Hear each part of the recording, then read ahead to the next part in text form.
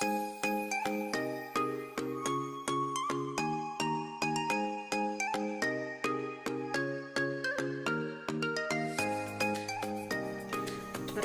nama saya Julieta Romawir dengan NIM 196031770, kelas B semester 2, Fakultas Ilmu Sosial, Program Studi Ilmu Administrasi Negara.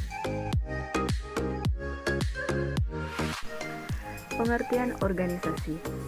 Menurut Robbins, organisasi adalah suatu entitas sosial yang terkoordinasi secara sadar, terdiri dari 2 orang atau lebih, dengan batasan yang relatif teridentifikasi, yang berfungsi secara berkelanjutan untuk mencapai seperangkat sasaran bersama. Dalam mempelajari organisasi, selalu diperhadapkan pada konsep dasar sebagai acuan untuk memahami organisasi lebih dalam. Adapun konsep dasar adalah teori organisasi itu sendiri. Terdapat beberapa teori organisasi. Yang pertama, teori organisasi klasik atau teori tradisional, yang berupa konsep tentang organisasi dari abad 19. Teori ini mempunyai efek yang sama yang berkembang dalam 3 anggapan-anggapan.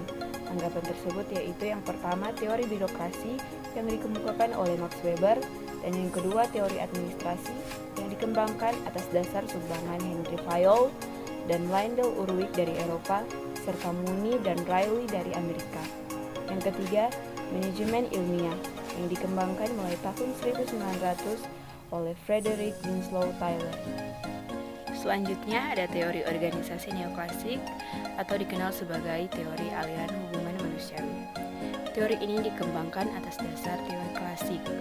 Tanggapan dalam teori ini adalah menekankan pentingnya aspek psikologis dan sosial sebagai individu maupun sebagai bagian kelompok dalam lingkungan kerjanya.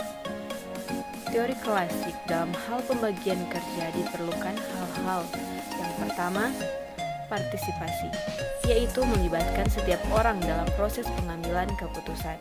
Yang kedua, ada perluasan kerja, sebagai kebalikan dari pola spesialisasi. Dan yang ketiga, manajemen bottom up, yang akan memberikan kesempatan kepada para junior untuk berpartisipasi dalam pengambilan keputusan, manajemen puncak. Selanjutnya, teori organisasi modern. Teori organisasi ini muncul pada tahun 1950 sebagai akibat dari ketidakpuasan 2 teori sebelumnya, yaitu teori organisasi klasik dan neoklasik. Teori modern sering disebut dengan teori analisa sistem atau teori terbuka yang memadukan antara teori klasik dan neoklasik. Teori organisasi modern melihat bahwa semua unsur organisasi sebagai satu kesatuan yang saling bergantung dan tidak bisa dipisahkan. Organisasi bukan sistem tertutup yang berkaitan dengan lingkungan yang stabil, akan tetapi organisasi merupakan sistem terbuka yang berkaitan dengan lingkungan.